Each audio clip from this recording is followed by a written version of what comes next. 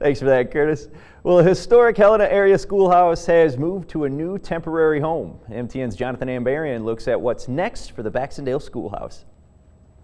On Wednesday morning, the Baxendale Schoolhouse rested at a new location off Country Club Avenue near the intersection with Head Lane. The school, built more than 100 years ago, was moved from its former home at the Wasweiler overnight. The move is part of the Montana Preservation Alliance's plan to restore the historic building. It went incredibly smooth.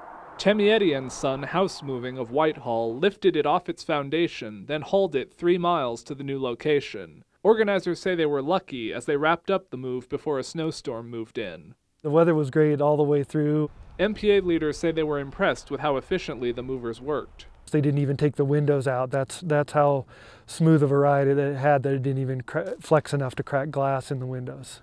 The MPA took possession of the building last month after the owners of the Wasweiler donated it so it could be refurbished. They reached an agreement to house the building temporarily on land owned by the Archie Bray Foundation. The Montana History Foundation provided an emergency grant to help pay for the move.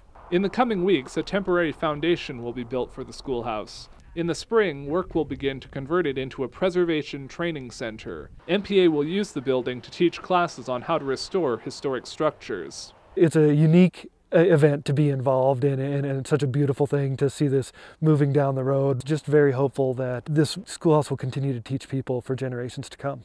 In Helena, Jonathan Ambarian, MTN News. MPA leaders say this was at least the 3rd time the Baxendale Schoolhouse has been moved. It previously stood where the Baxendale Fire Station is today.